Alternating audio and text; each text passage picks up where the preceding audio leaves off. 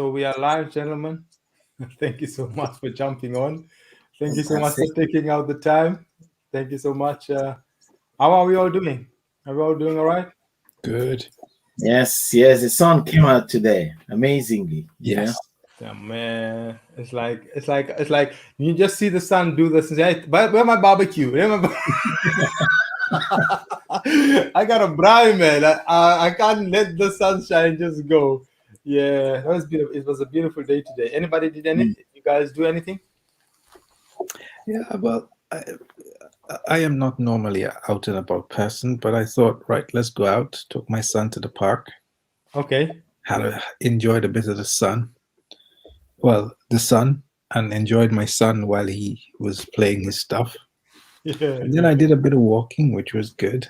Okay. I just enjoy the, the greenery around, and just enjoy it for while it lasts. Yeah. And it's very important, isn't it? Yeah. It's very important, especially here in the side of the world where you don't see a lot of sunshine and where everybody's just always busy working and making things happen. It's like, all right, let's slow down, let's take a break, breathe a little bit, breathe, boy. Yeah. It usually sounds to some people maybe like a bit of time wasting, or maybe like yeah.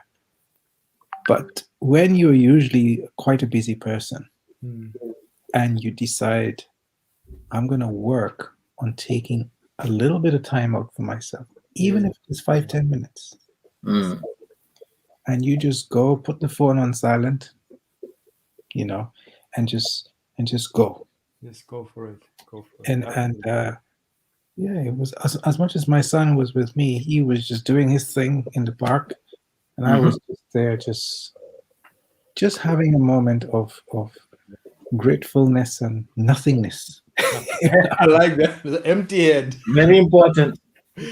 Yes. Very important. The art of doing nothing. Nothing. Yes. Wow. Yeah. When they challenge you on that, send them my way, and I'll tell them how you can make 50,000 a day, and then you're almost dead. You're very sick. Yeah. And people are wondering what's going on with this guy. I thought, everything is going. No. It's not been like that. Come and get it. I just want my peace of mind. I just want to relax, that sort of thing. It is good. It's good. And we have to be intentional about that, even, you know that. Yeah. It doesn't just happen. It's No. like you have to tell yourself, I'm going to take some time out. I'm going to take a break from all the noise and everything that is going on around me. If you're not intentional about even taking a break, you won't, because you might be lying in the park, but you are thinking about all the projects and all the deadlines. But no, you have to completely zone out. Yeah, when I was younger, they had this saying when I used to do database administration, and we're talking probably when I was maybe 60 years ago, or 21 maybe, something like that. Oh, 20 years plus ago. This age away now, isn't it? 20 something years ago we're talking about. Yeah. And this guy who owned this company always used to say, I'm burning the midnight oil. The funny thing, he is burning the midnight oil, but his feet is high up on the desk, and he is in his big fancy chair, chill out, burning the midnight oil. So let's say 6 of us are there, we're trying to finish something on a deadline. He's working. What was interesting, American guy, very interesting, was his way of burning the midnight oil was he had his action plan, and he knew how to lead his team during that moment. But he kept his head clear. So as much as everybody was working there, maybe all through the night till next day, and other people coming into the office, and all you go doing is cleaning your teeth and washing your face and all of that, and spraying. One time I ran out of sweet smell, so I spray a freshener, Okay. But the point was that I'm trying to make is the things that maybe you think are insignificant to growth and being intentional are usually the things that are very small, does not take much time, but need consistency. That's what I found. This guy would sit there, he's got water, and he had classical music, Christian classical music. And he would be there sitting in the chair and he's reviewing. He had a big screen, very big screen. That was his computer screen. So you're working away doing your stuff, and then you're coming into his office thinking, oh, I've got this headache, I'm stuck at this point. And he will sit with you, and in 10 minutes, he will brainstorm an idea, that solution. So when you mentioned about doing these things intentionally, actually, it was a little thing he did consistently that ensured that his team, his project, his task, his goal, the objective was on track.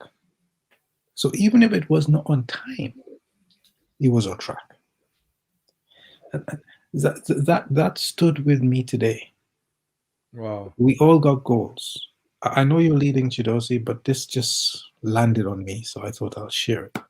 No, that's fine. One of the most important parts of leading these sessions is to allow the spirit to flow. So, very important. Yes. You got this. You have, in our case, we got business, we got things we need to do, and you may have this thing right. First quarter, end of quarter, I've got to hit this. And the quarter start off strong, looking good. Yeah. 2 days before the quarter, it didn't look like a good quarter at all. You are so frustrated, and everything is just not getting there. Even the food just not finishing the right way. And the thing about it is that what I found is, from a Christian point of view, from many points of view, external point of views and opinions, there's always a correct path that you should have and should take. But within the certain circumstances that you're dealing with, what I found, take a step back from those circumstances and begin to practice the little consistent steps. A moment to worship, a moment to do nothing. All this could be done in less than 10 minutes. You take a step back. And the reason you're taking a step back is because as a leader, you're always at the forefront. You need to begin to learn. I'm talking to me while I'm saying this too. Of doing things from many angles as a leader. So that even though you might not be on time for whatever reason, you must stay on track. Because that will ensure that you finish, and according to somebody, you finish bigly. Okay. That's what dropped in there. Oh man, that's awesome. That's awesome, sir. Yes. Wow. Well, we kind of like already started the session, man. I can see Mr. Rich is like, let's go for it. We've gone really far. Yes, sir. So we're just gonna kind of like Mr. Gito, just run with it, sir. Everybody, you guys know that at the moment we are talking about communication. The art of communication, because we know that everything that every area of our lives is affected by communication, and that's why we kind of like want to spend some time on just seeing how we can become better men in terms of how we communicate and relate with people and with our loved ones and so on and so forth. So sir, run with it, and we are looking forward to this evening session. All right. That's great. Thank you so much, Kendrick, and thanks also to you, Clinton, for joining, and to all those who are joining us online now, and those who are going to be listening. moments later. The past few weeks, we've spent it, like Hendrik has said, looking at communication. We had Mahmoud, I keep forgetting that name, Dawood, Mr. Dawood. Oh, yeah. Come in last week to do a fantastic session, which was quite revealing, especially you know, in the areas of what really matters, what this communication thing is all about, and what you know, what does it involve, what are the aspects, and how do we get it going. There are certain things that we haven't touched on. You know, last week and the week that we started, we talked about the different types of communication: verbal communication, non-verbal communication, you know, listening as a type of communication, body language as part of that non-verbal communication. But what I wanted us to look at today is, what are those barriers? Now that we know what communication is about, we know what are the aspects of communication. I was laughing earlier when Clinton was saying, "Oh, this wasn't what we were planning to do today." But isn't it shocking that that silence, that moment of silence, is a form of communication? Yeah. I was talking to a lady from our church today. Because you know, where we normally worship, they're swapping around. Our group would go in one Sunday, another group would go in the other Sunday for obvious reasons. And she was talking about what are the impacts of the new ways of worship, because you know, there's no singing. You know, they play the music, you can listen. The preacher goes in and preaches. The readers will go and read, and so on.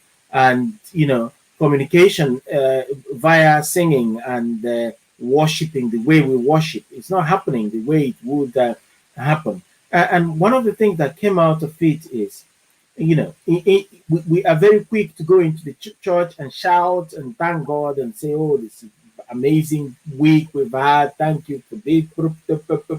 And we keep going and going.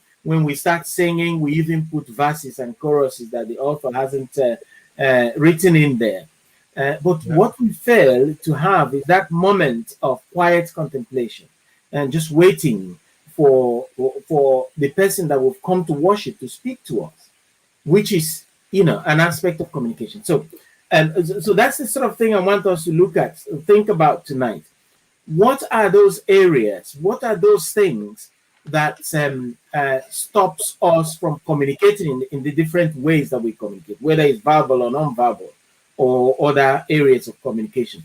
I want to maybe start from yourself, Clinton. What sort of barriers are you can you see or have you noticed in the way we communicate? We've talked about what communication is and how we do it and why we do it, what the best way is. But in doing that, most of us still experience some barriers and challenges in communication, which means that we are trying to communicate, the other party is not getting the message, because they might be listening, but they are not really getting the message. What are those the sort of challenges that you've experienced? Just, you know, in your world, just teach us a little bit about those. Thank you. Yeah, that's these sessions are usually very, very wonderful.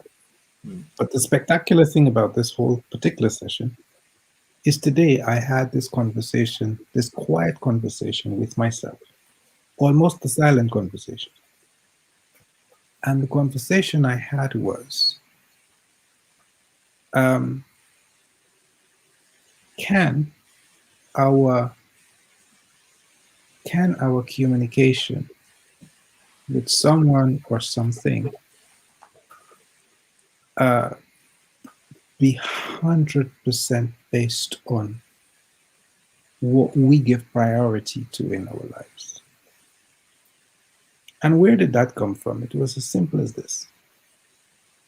You are all fired up about something. You meet 5 guys. So all 6 of us now, we all fired up. Let me rephrase that. We appear fired up, but you are 100% fired up. So then you made this plan, we got to meet, whatever. The question is this. Equally, or given all things being equal, in the context of this, we all have the same challenges. Kids, work, side hustle, rail hustle, all this stuff. The challenge is, if we don't give priority or some level of attention to something, that instantly, or give permission to ourselves to focus on this thing, becomes a barrier. Because what will happen is that your mind is not open at all to making sure that your commitment is fulfilled to that thing, group, or person. And I'm going to be blunt and specific. The question to myself was, well, why are a lot of people not showing up in the group? I'm going to be blunt as it is. And we all have stuff. But and then when we watch it later on, we're all inspired about it. But in the moment, are we really saying, permitting ourselves to be committed? Why? Well, at 8 o'clock or 7:30, you got to eat lunch, dinner. So you say family dinner. You got to put the kids to sleep. You got to. So somewhere in between there, you have to give yourself permission to say, okay, look, I'm going to be in this group. Let me switch it up a little bit. Finances. You want to buy a house. I'm not saying somebody gets £100 a month in salary, but let's just use that for simplicity. I get less, by the way. Sorry. I don't get any. Okay. So no, but what I'm saying is that, so that's your plan, you want to buy a house. But yet still, your spend on KFC and the Chinese takeaway is 200. Yeah. So have you given yourself permission to say, well, listen, intentionally, consistently, I am going to make sure when I go to the market, we're talking about the street market, or you got people who have farming lots, I'm going to find ways to conserve, still maintain my eating, still maintain certain things, but save as much as I can towards that goal. So the barriers I'm really talking about here is, which is actually just one main barrier, is what do you give permission to? Give yourself permission to. And this is pre-permission I'm talking about. This is the one where you what you say, subconsciously permit yourself. So you haven't fully thought about it yet, but it is something that you've got to do. So you do have, even before you do it, you have a preset already. And anything to do to avoid it now, and when you turn up, you have a real excuse.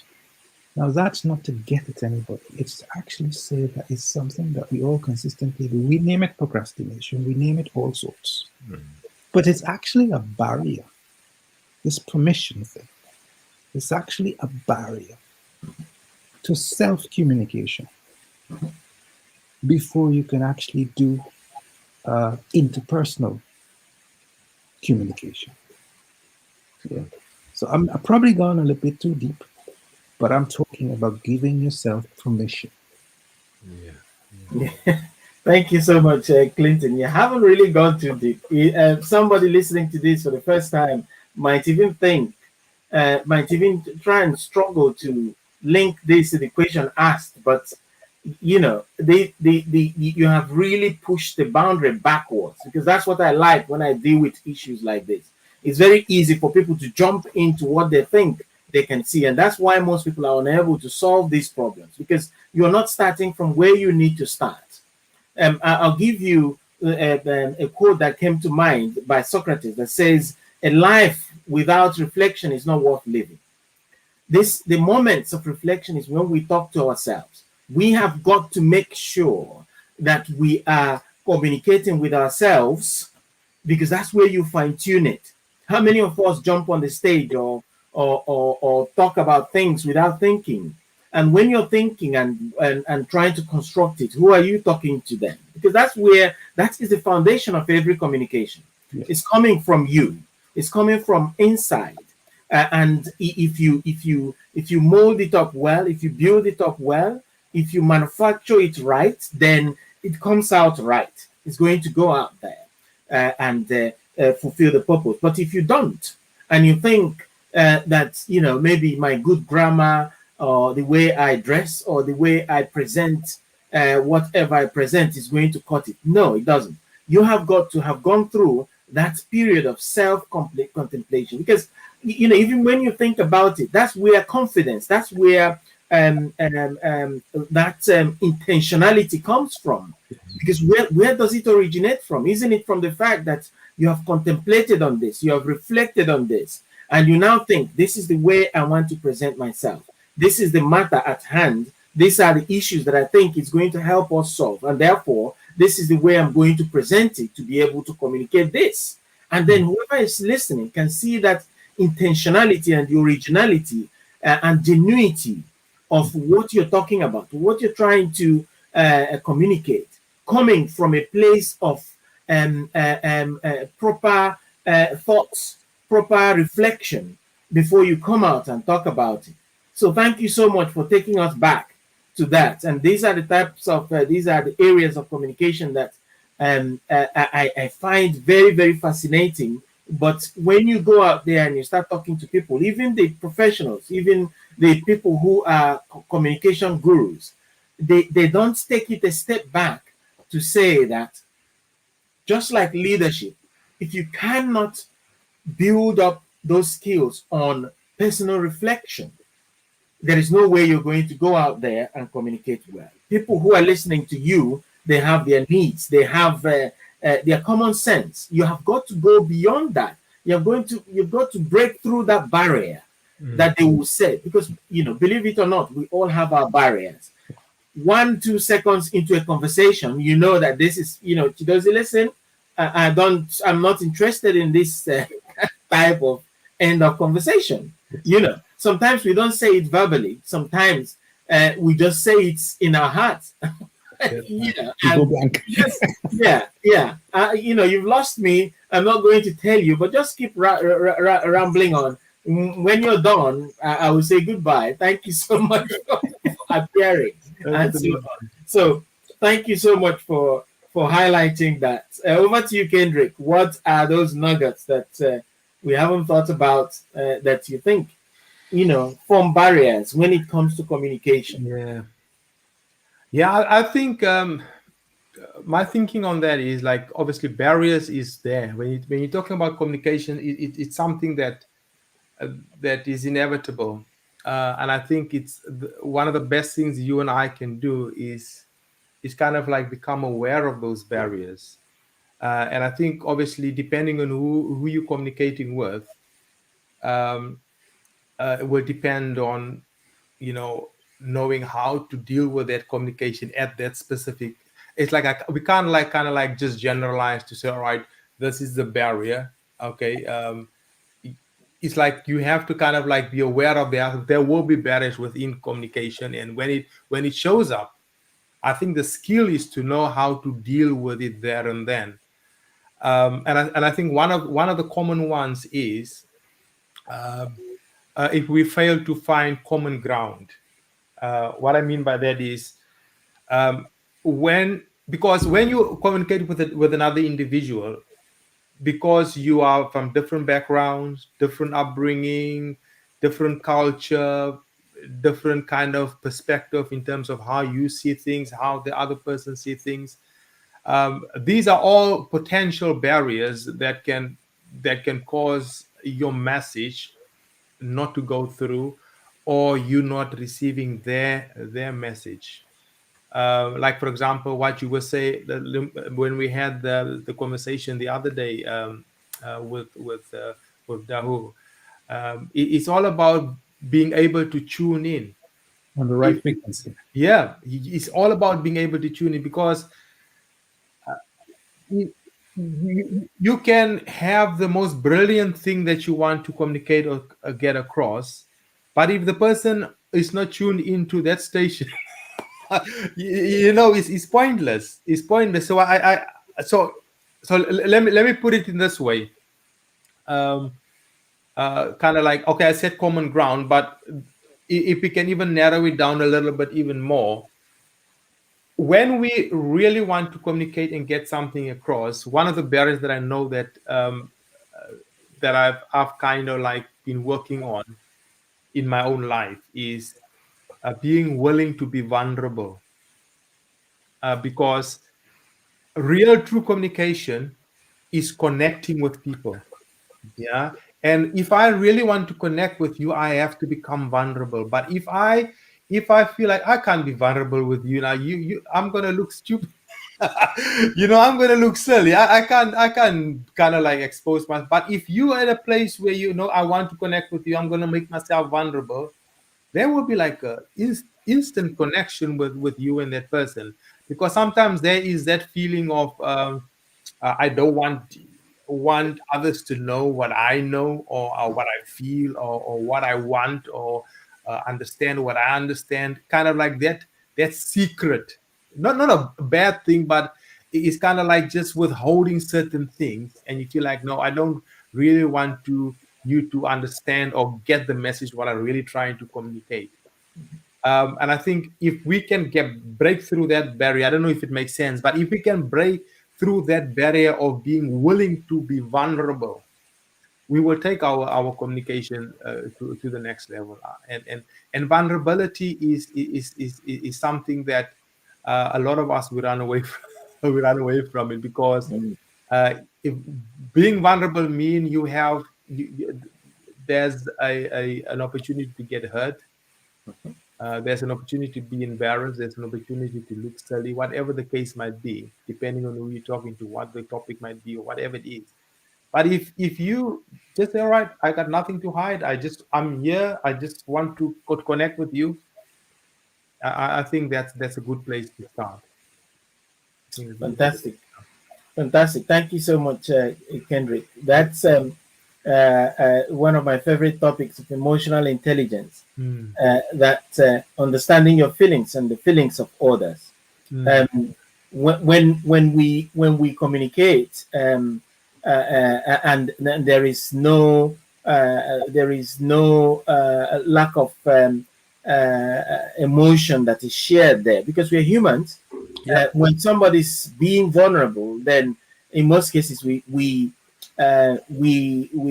do something for them. I was talking to a lady today, and she said it's amazing how in this country that nobody speaks to anybody.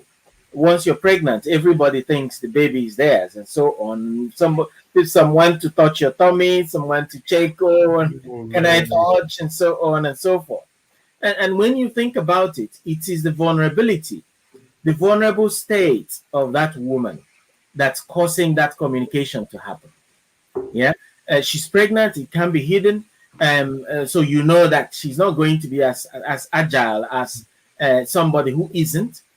She's expecting a baby. It's exciting. It's a bit scary sometimes for some other people, but you straight away you find that people want to communicate with you because you are at that place of vulnerability, and that is that aspect of emotional barrier that we place on ourselves sometimes when we want to communicate. Sometimes, most men, for example, we struggle to be open about what the problem is. Absolutely. Because we think it makes us weak. But in the real sense, I listened to one talk by Les Brown, and he was talking about asking for help. That you ask for help not because you're weak, but you ask for help to stay strong. But most men, it's very hard for them to bring themselves to that place where you say, this is what the situation is, and so on. And forgetting that even without asking, which is a communication part of it, if you start talking about a problem, straight away my brain will start working. How can I help this guy? How can I help this guy? Yeah. What is it that I can do? Can I point him in this direction? Can I help him? Can I just talk to him and tell him he's going to be okay? Maybe I've seen someone or I've had a similar experience before. And that way you're prompting that communication without really saying something verbally to somebody, referring to me specifically and saying, oh, how, please, can you help me do this and do that? No, you're just coming and talking about a situation, a problem, a circumstance that is beyond you. And, you want to see, if I have tips that might help you to come out of that situation. And straight away, without you talking too much beyond that, somebody else is going to take over that and start talking about it. And that's a very, very good example of, one of the ways that we can block or put a barrier in communication via our emotions. All right, seeing that I've gone around the room, which is a really small one, with just the three of us, and I can't rope in the guys who are watching live, who are going to be watching later. And let me just talk about the other side that I think is very important as well. That is the aspect of language, and that relates to what Clinton was talking about, building foundation for your communication. There are so many ways of saying the same thing, but you have got to think about the results that you're looking for. Language doesn't mean, because that's where some people get it wrong. When I talk about language barrier to communication, the thing that goes straight to your mind is maybe I'm in Poland and they're speaking Polish. If I can't speak Polish, then there is a communication barrier there. So that's the only type of communication barrier that I can have. No, it's far beyond that. In every language, there are so many words that mean the same thing. But the weight, the power that they carry when it comes to communication is totally different. If you look at the English language, there's a way you construct your sentence, and it carries a certain level of depth and understanding with it, and help, and care, and love, and affection with it. And there is the same type of word that has the same meaning that you could still use, that means the same thing, but it comes up as very aggressive, very patronizing, and very demeaning, and so on, to whoever it is that you're communicating with. Yeah. So these are the little things that we tend to overlook sometimes, and we just drop it there. And wonder, how come? I've just said to him, give me that cup. Give me that cup is a simple English sentence. It means, but lift that cup that's there and just bring it to me. Could you please give me that cup? Means the same thing. Some people will respond to the first one and not care. They'll do it. But some people, if you don't use the second one and put please and be nice, like, don't talk to your mama, don't talk to me like that. You just made some noise. And that's not for me. Right. I cannot be spoken to like that.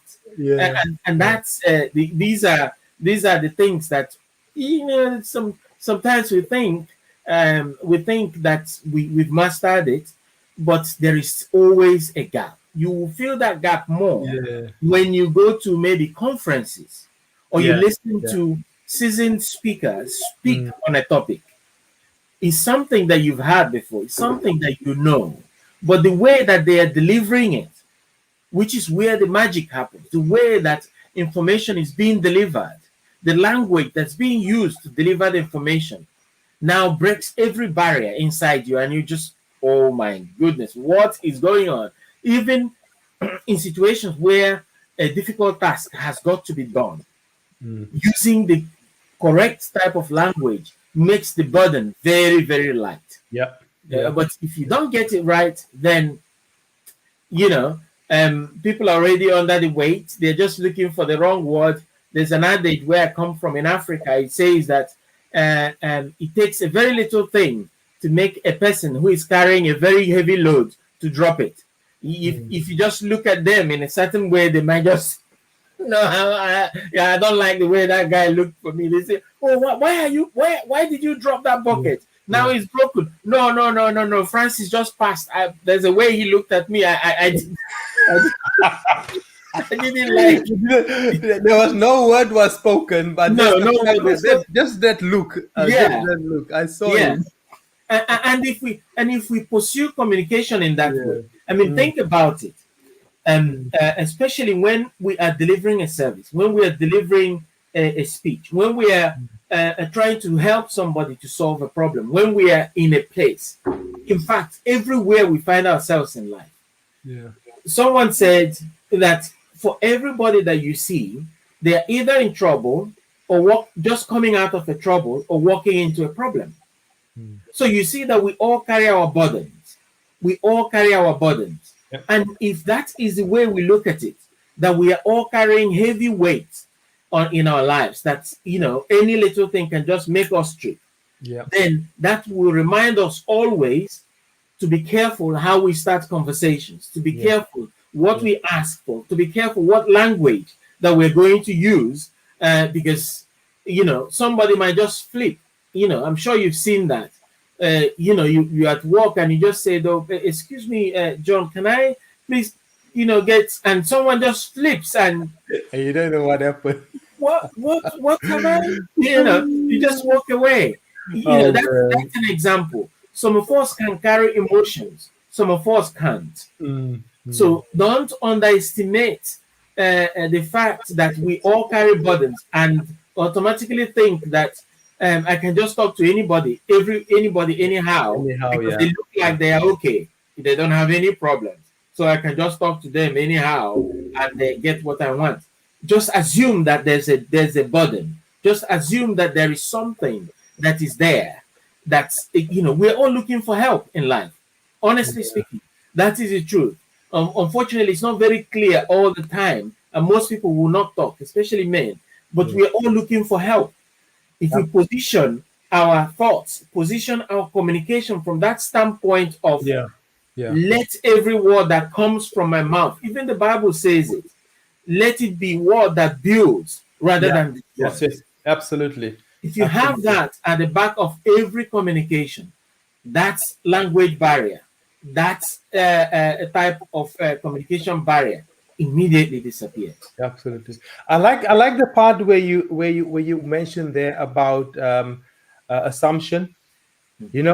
Because if we sometimes assume the worst when you are in communication with somebody else and you're picking up negative vibe or you're getting negative signals, it's still our responsibility to assume the best, or to kind of like take a positive stance and just thinking maybe they just had a bad start to the day. Maybe, but let's just continue to talk. Because assumption can be a very dangerous thing, because even in communication in general, because have you ever been talking to somebody and like you talk and then it's kind of like the person jump in and assume that they know what it is that you wanted to what it is that you wanted to say. It's like, no, actually that's not what I meant. That can be like that can be so, because assumption in itself can be a barrier, because just think about it, because if you assume that you know what somebody else was about to say, because what you're doing or what I'm doing, I'm actually undermining that person, because you can't read nobody's mind. Why you not allowing somebody to express? Because communication is not also just about, this is my thinking, communication is also not just about getting a message across. It's about being able to express yourself, to be able to get what's on the inside of you, to get it out. Because remember, each and every one of us, we carry a gift. And the way that we can express that gift, which is another, obviously communicate that gift or bring it out, is by speaking words or by certain actions that we do. Because you can communicate with painting, with art. That's communication. You can communicate with music, playing an instrument. That's communication. And I think if we take communication to the level that goes beyond just using words, I think we'll be at a place where we don't assume things. I will allow you to, even though I think I might already know what you are about to say, but just allow you to finish your sentence. Allow yourself to finish your thought. Yeah, because when we can do, if we can do that freely, it does something to us. Yes, it does something to us. So I think assumption is something, it's a barrier that we have to make sure that we don't fall into that kind of thing, because as soon as you and I get to a place where we assume that we know what this person is trying to say or want to say, it's kind of like a barrier. Automatically, a kind of a barrier will just come up. It's like, no, this guy is not interested in me. He's not, because if you're not interested in what somebody has to say, it indirectly means that you're not interested in me. Yeah, no, absolutely. It just says that you have your own agenda that you want to come and execute here. So if it's your agenda, then I'm not involved. Just go. Absolutely, yeah. Absolutely. Yeah, that's fantastic. That's you think about how many marriages are on the rocks now because of that assumption. You hear something, or you say something, because the assumption thing is not just about the person that's speaking. Yeah, there's the aspect of the person that's listening. Yeah. Yeah. And if we're very conscious of that, then we will be aware that we might be misunderstood, and we will be careful to see and figure out if we have been understood or misunderstood. Yeah. And now take that opportunity to create to clarify misconceptions. Yeah. But if we end up, because sometimes, think even in marriage, sometimes your wife says something to you, or a husband says something or you say something to the wife, and because of the way you've said it, you yourself will even know that it means something else as well. I know. But you've said it already. It's now left for you to understand that. Humans, we are fallible, and then make sure that we clarify that before the assumption takes root. Because when the assumption takes root, it goes into the bucket, divorce case, and when it finally happens. But if you manage to clarify that, then you set yourself free. And when she says something as well, that means something that is annoying, or something that is not aligned to what you expect from her. Take time as well, and not assume. Take time to challenge that. That's right. It's only when you challenge it that you might find out, oh, sorry, I didn't know that. Because sometimes, think, I'll use myself for this example. Sometimes I say something to my wife, because she's busy doing something else, I assumed that she had what I said. And what's the next thing? You now expect that she's going to, maybe help you out with whatever you've said. That's the problem. And then you wait 30 minutes, 1 hour. At the end of the day, nothing gets done about that thing. And why did she just totally ignore me? But she didn't even hear you. I'm laughing. I'm laughing. You said you say one thing, but the thing that you say is not what you really mean. It's like, say if you haven't paid attention to the missus for a while, and suddenly kind of like you're in bed and say, baby, you want a massage? You know exactly what you're saying. It's not, you don't want to give a massage, you want to get it on. So, but now you're covering it up with a massage. No, boy, just say, baby, I want some right now. Can I have some?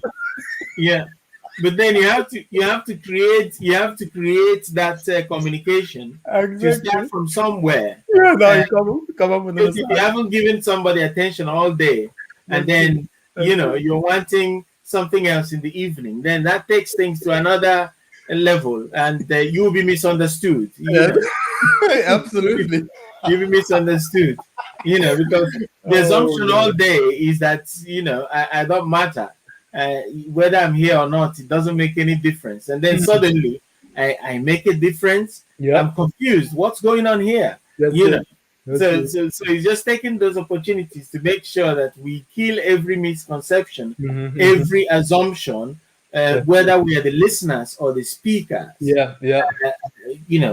Coming back to what you said earlier about emotional barriers, making sure that we are aware of that, because even the thing I was talking about earlier about language barriers, there is more beyond that. Even if you use the right words, you could use the wrong emotions behind the right words as well, and that causes problem as well.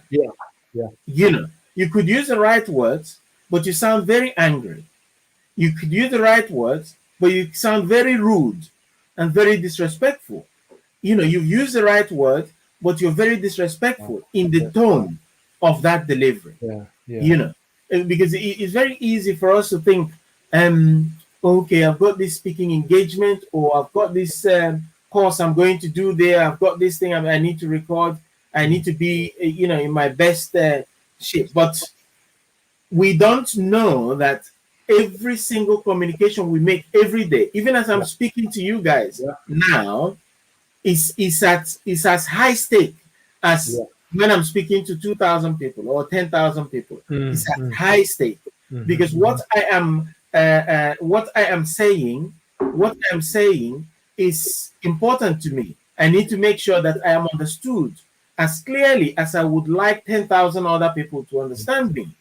And if I'm not making that sense, why am I even wasting my time sitting here and just talking? So it's all important. It's all important. Absolutely. So that's why it's very important that we make sure that we watch the physical stature that we're using, which causes physical barriers, the emotional state that we're in, and then the language. If we can just put these three things together, put them together and put that into every communication. It's very important that I say it again, because I struggle with that as well myself. Not because say it again.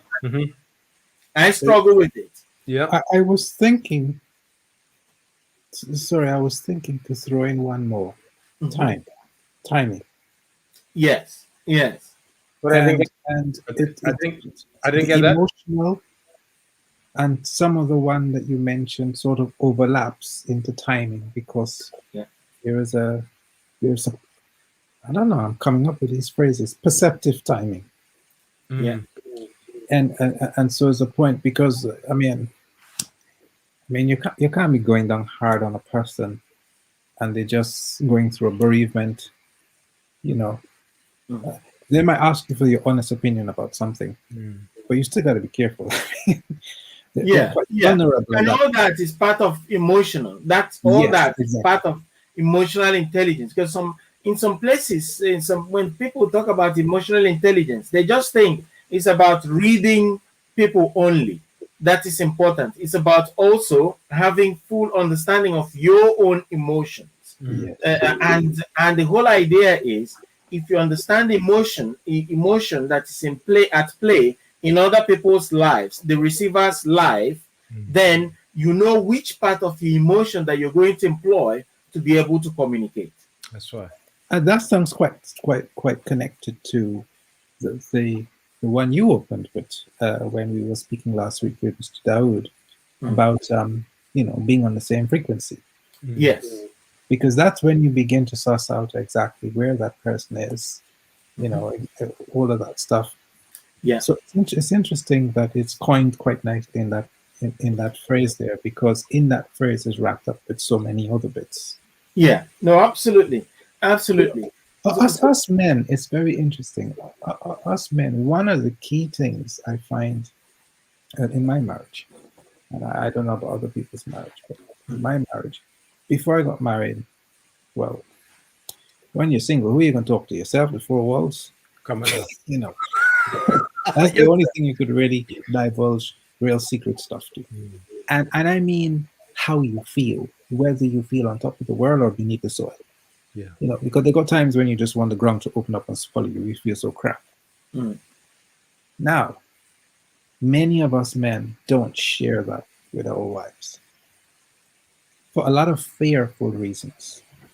We are fearful that we derail the status quo of the moment, or the perception that the woman has of us, all sorts of stuff. But what I found in my marriage is that we have this thing where we say, right, look, when we said for better or for worse, we meant it's a building process all the time, building process. Okay? We're all work in progress. God made us perfect, but we got to work towards that perfection, you know. So if she feels a bit crap, she talk to sometimes. But I have started to make it my duty, using what you said, the emotional reading and all of that, right timing, all of that there. And I would say, look, and I just get that out of my system, and she's listening. And what I find is that I am now able to get up, and somehow that is gone. And I'm able to work from that spot and build from that spot. And she has an idea of the things I've been fighting. Right? So she don't see me, oh God, this guy always got this. She's seeing that now, okay, well, you just fought that, and now he's working on this. And we've just created a sort of like an accountability sort of stairs towards. And we do it vice versa. Now, that is a huge challenge for us men. To say, express how we're feeling, what we thought, because in a couple seconds we can have a million fights in our head going on. You know, I can be watching you and smiling, but we got all these battles. Yeah. When you're able to do that, it's interesting how the conversation makes the communication effective, and then bring out the positive steps forward together. Yeah. Compared to when you're now working this thing out on your own, you go to bed, you're secretly having a beer, you say to the woman you're going for a run, but what you're going to actually do, you're going to look at how many birds flying in the tree, where there's But in that conversation, that probably would have taken 5 minutes, where you're speaking, she's listening, and nodding. Is still a conversation going on, although she's not verbally speaking. Okay? Because you can also feel this connection based on if you read the right emotional timing, all of that stuff. So I would just say that to provoke whoever is going to watch this, and to continue to provoke us, even because I've only really started doing this properly lately, within the last year or two. Constant practice, that don't underestimate certain types of relationship, and how useful they can be to your growth and others, because it's not a one-way thing. Yes, sir. But that's why I share that. No, that's amazing. Thank you. Thank you so much for sharing that. And that's a real issue for most men. And sometimes I understand where that misconception, or I do understand where that misconception comes from. We suddenly believe that we are the heads of the house, and that we are therefore in charge of driving everything. And if we show any weakness, that means there is danger, and that means you really don't know what you're doing. Are you going to be like that and you still call yourself a man?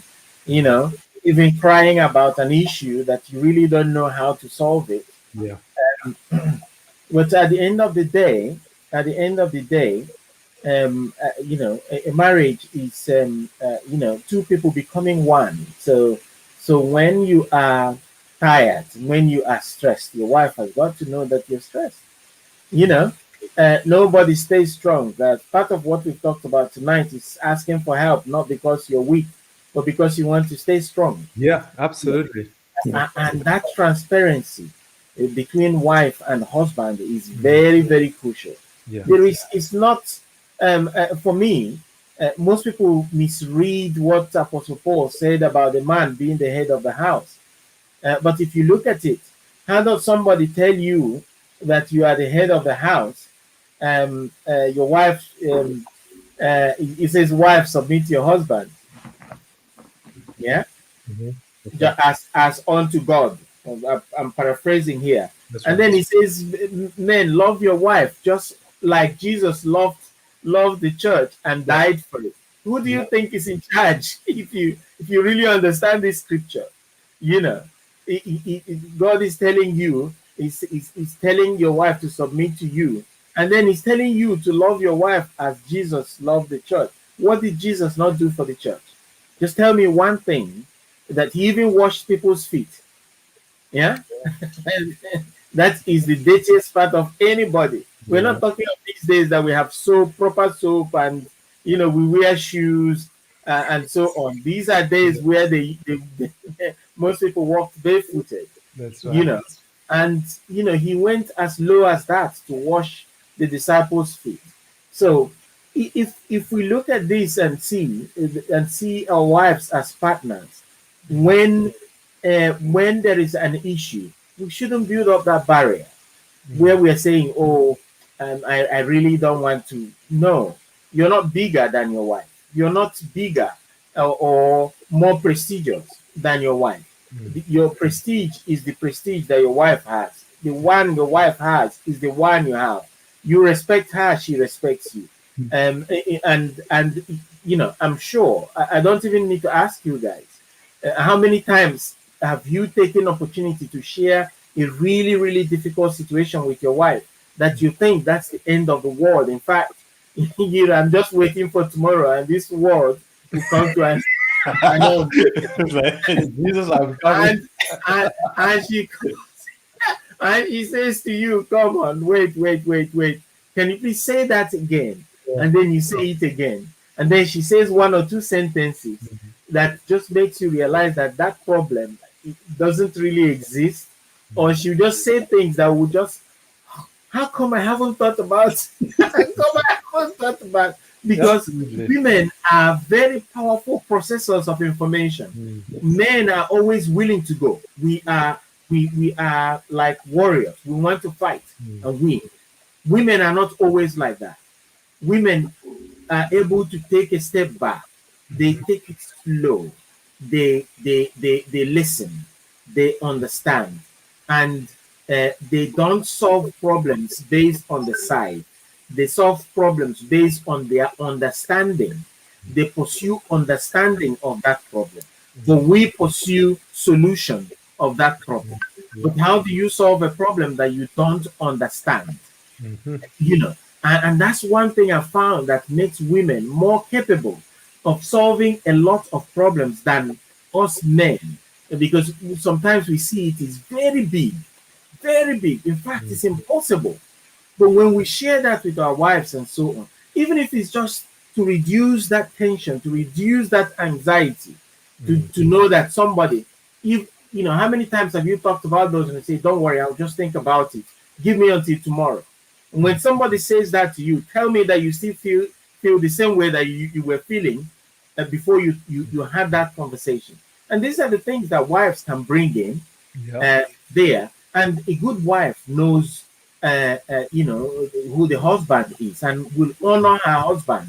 It doesn't matter what you go through, as long as you know you're there for them. As long as you are being that husband that that God has placed in their life.